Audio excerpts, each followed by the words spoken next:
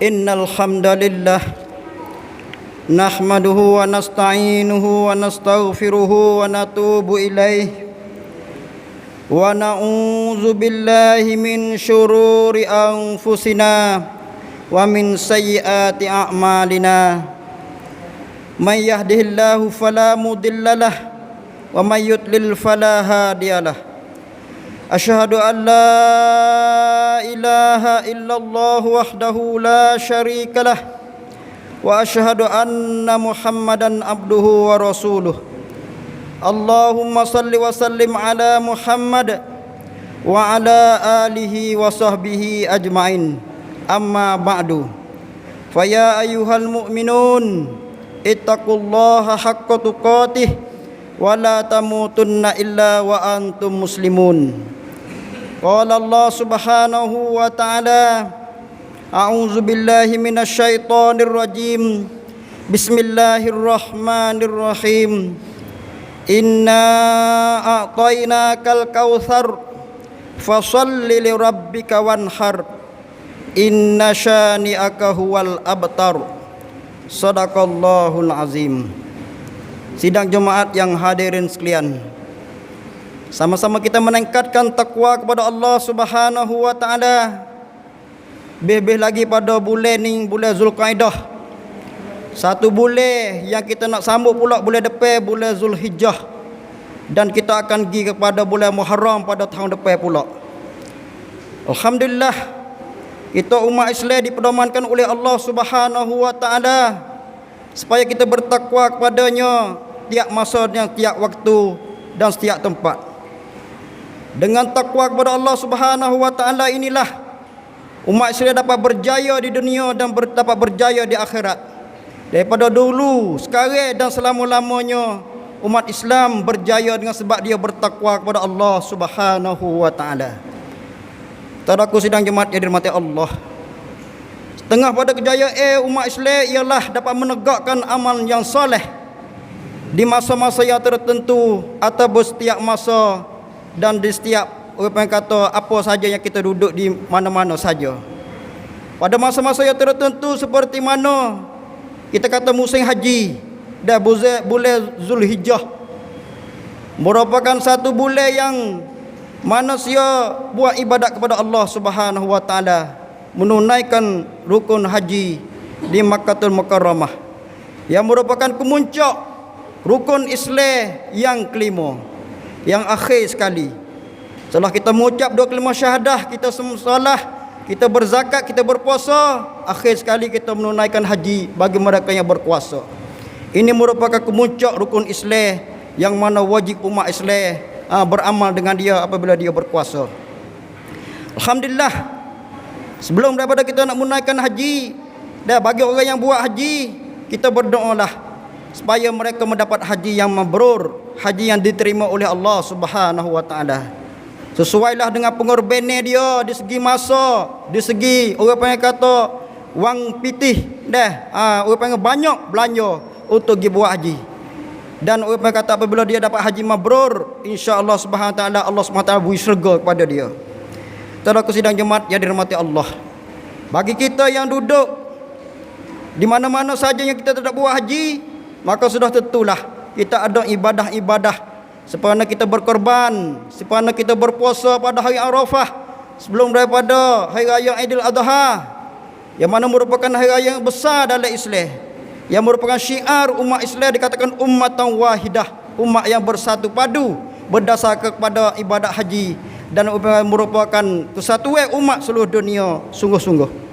Saudaraku sidang jemaat yang dirahmati Allah, apabila kita setuh ibadah kurban, maka kita ingat Allah Subhanahu wa taala berfirman, fasalli li rabbika wanhar. Maka hendaklah kamu solat, kamu sembahyang dan kamu berkorbanlah. Solat di sini ialah solat Idul Adha kepada ulama tafsir, dan lepas pada itu kita berkorban lembu dah untuk kita orang kata makan lembu izin korban untuk mendekatkan diri kita kepada Allah Subhanahu wa taala. Walaupun sekalipun kita orang kata nak kurban setahun sekali ni berasa berat dah. Orang kata kalau kita buat persiapan lebih dulu. Alhamdulillah, bagi orang buat persiapan ataupun bagi orang kurban sungguh boleh kurban walaupun orang kata berat setara mana pun. Alhamdulillah. Ini merupakan satu perkara yang penting yang kita menjadi ibadah kepada Allah Subhanahu wa taala walaupun kita duduk di mana-mana saja. Cara kesidang jemaat mati Allah. Bulan Zulhijjah juga dikatakan akhir tahun. Dah walaupun bulan depan, dah bulan ni bulan Zulqa'dah akhir-akhir tahun bulan ni, dan bulan depan bulan Zulhijjah merupakan akhir tahun pada 1444. Begitu cepat sekali masa dah berlaku pada diri kita. Di akhir zaman hari ini boleh dikatakan masa itu setahun seperti mana sebulan. Sebulan seperti mana seminggu, seminggu seperti mana sehari. Ini kepada keberkatan masanya sangat-sangat cepat sekali. Apabila kita tidak beribadat kepada Allah Subhanahu Wa Taala, kita adalah orang yang rugi serugi-ruginya. Hidup di dunia sementara ni kita tidak sempat beribadat kepada Allah Subhanahu Wa Taala. Oleh itu peluang-peluang yang masih ada lagi ni, kita kuatkanlah iman dan takwa kita kepada Allah Subhanahu Wa Taala, dan kita banyak-banyak buat ibadat kepada Allah Subhanahu Wa Taala mengikut apa yang mampu oleh kita, yang fardu dan yang sunat kita buat, yang haram dan yang makruh kita tinggal, dan yang harus dijadikan ibadah kepada Allah Subhanahu Wa Taala. Manakala kita tengok pula isu-isu semasa tempat kita katalah dah kerajaan negeri Sia kita ni nak catang rataban. Dah nak letak orang kata kerajaan, nak bentuk kerajaan baru ataupun kerajaan dulu, tak ada kira lah. Kita sangat-sangat perlu kepada daulah Islamiah kalau kita nak kata hak Islam kita ni. Dah, walaupun sekalipun tidak berlaku lagi dah di dunia di akhir zaman pada hari ini. Dah, tapi kita nak tengok juga corak-corak pemerintah kepada yang adil. Seperti mana yang kita dengar kesebah pada minggu lepas. Dah, keadilan itu akan berlaku di akhir zaman pada hari ini apabila pemerintah cara Islam.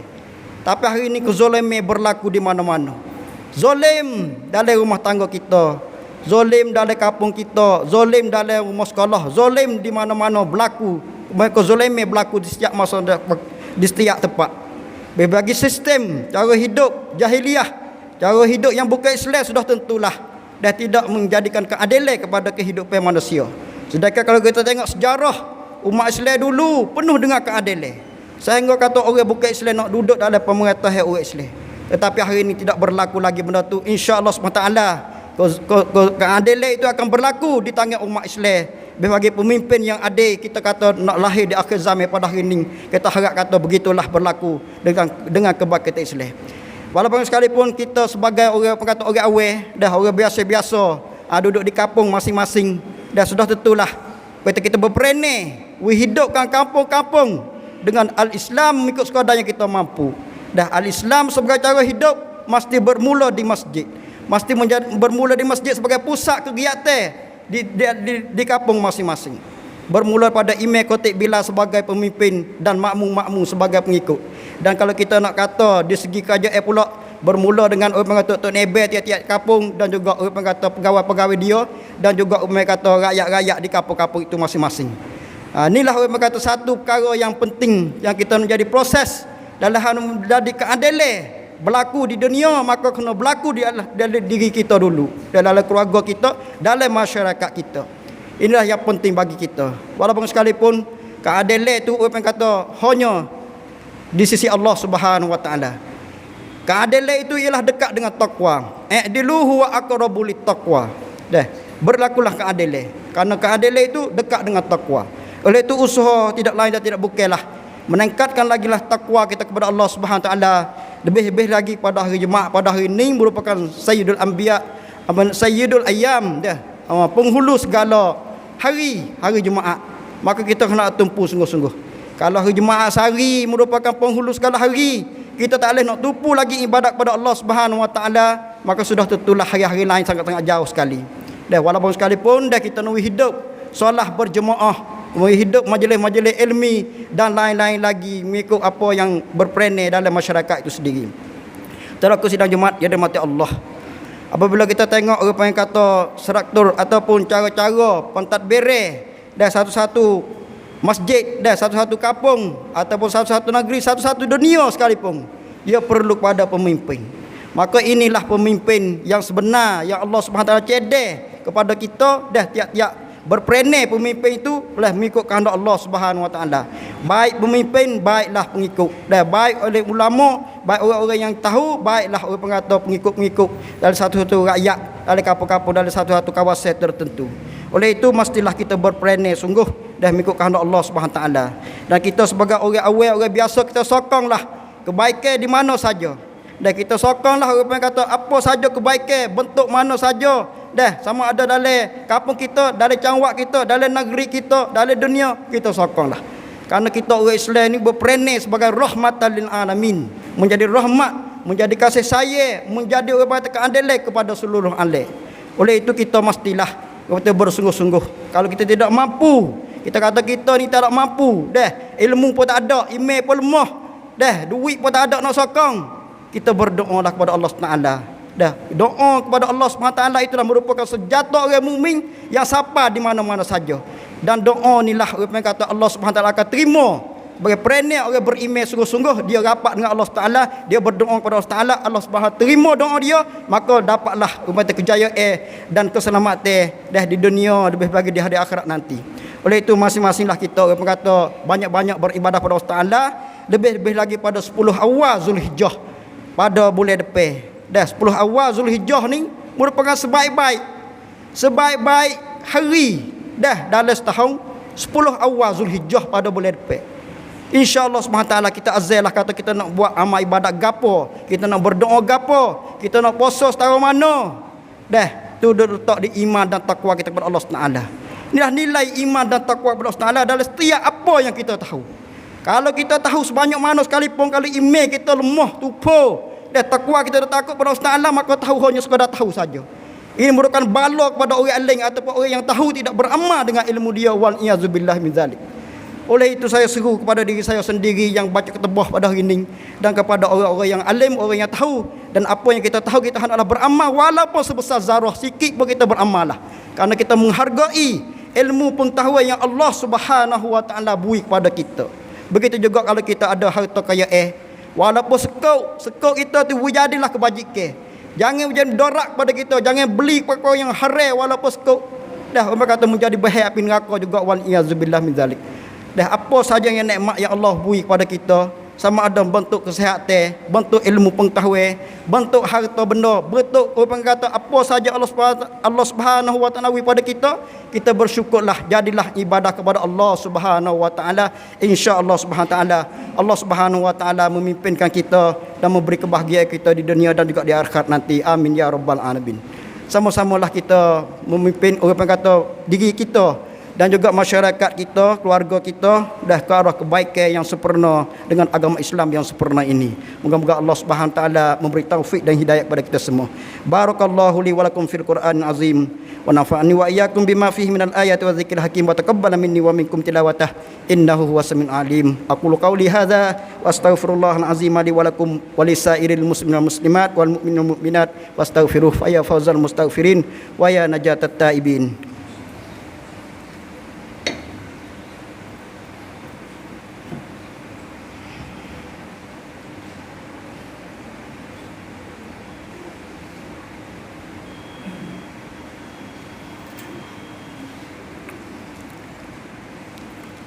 Alhamdulillahi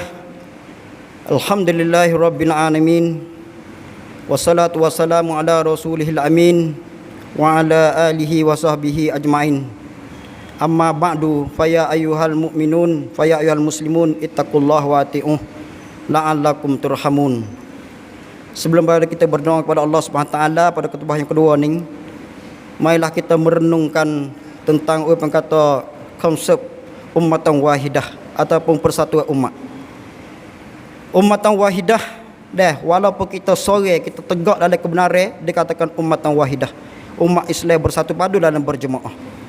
Lebih lagi kita dalam keluarga kita, dah dalam kampung kita, dalam negeri kita, dalam dunia seluruhnya, kita bolehlah faham yang sebenar-benarnya kata umat Islam ni daripada dulu, sekarang dan selama-lamanya tetap sebagai umat yang satu saja. Walaupun beza segi pendapat setara mana, dah orang-orang alim nak ucapkan, nak tikwam persapatan mana pun, dah umat Islam sebagai umat yang satu padu sungguh. Yang pertama sekalinya ialah bersatu hati dengan Allah Subhanahu Wa Taala, tetap beriman dengan Allah Subhanahu Wa Taala, takut pada Allah Subhanahu Wa Taala sungguh-sungguh. Yang kedua juga orang pengatur bersatu fikiran. Dah fikiran umat Islam ialah satu saja, iaitu fikiran untuk lagu mana cara nak beribadat kepada Allah Subhanahu Wa Taala. Manakala kaifiat dah orang berkata ada perbezaan fikih sikit sebanyak tidak jadi masalah. Sama ada ibadah khusus, solat, dah puasa dan lain-lain lagi, ibadat haji, dah orang berkata afdal tak afdal, sunat tak sunat, dah itu tidak jadi masalah. Yang penting bagi kitanya ialah apa yang kita buat hanya kerana Allah Subhanahu wa taala dan kita bertakwa hanya kepada Allah Subhanahu wa taala. Inna hadhihi ummatukum ummatan wahidah wa ana rabbukum fattaqun. Inna hadhihi ummatukum ummatan wahidah wa ana rabbukum fa'budun. Dah, tugas kita ialah beribadat kepada Allah Taala. Tugas kita ialah bertakwa kepada Allah Subhanahu wa taala. Umat Islam akan bersatu padu sungguh di atas dasar ini insya-Allah Subhanahu wa taala. Kebangkitan Islam di akhir zaman, dah tahu di zaman dulu, di zaman sekarang dan di akhir zaman nak siapa ni pun akan bangkit bersama dengan orang yang bertakwa kepada Allah Taala dan orang beriman kepada Allah Taala. Atas dasar kita beribadat kepada Allah Taala dan kita bersaudara berukhuwah mengikut apa kacamata al-Islam itu sendiri. Moga-moga Allah Subhanahu wa taala menjadikan kita sebahagian daripada orang-orang yang mengabdikan diri kepadanya dan menjadikan orang berkata khalifah Allah Subhanahu wa taala di atas muka bumi Allah Subhanahu wa taala ini. Sama-samalah kita berdoa kepada Allah Subhanahu wa taala, moga-moga Allah ampunkan dosa sekalian orang Islam yang hidup dan yang mati dah yang berkata di mana saja. Allahumma ghfir lil muslimina wal muslimat wal mu'minina wal mu'minat al ahya'i minhum wal amwat. Allahumma afina min kulli bala'id dunya wa azabil akhirah. Allahumma afina min kulli bala'id dunya wa azabil akhirah. Allahumma afina min kulli bala'id dunya wa azabil akhirah. Rabbana atina fid dunya hasanah wa fil akhirati hasanah wa qina azabannar wa qina azabannar wa qina azabannar. Ibadallah, innallaha ya'muru bil 'adli wal ihsan wa ita'i dzil qurba wa yanha 'anil fahsya'i wal munkari wal baghi ya'izukum la'allakum tadhakkarun. Fadhkurullaha al-'azima yadhkurkum was'alu min fadlihi yu'tikum la dzikrullahi akbar. Wallahu ya'lamu ma tasna'un. Aqimussalah.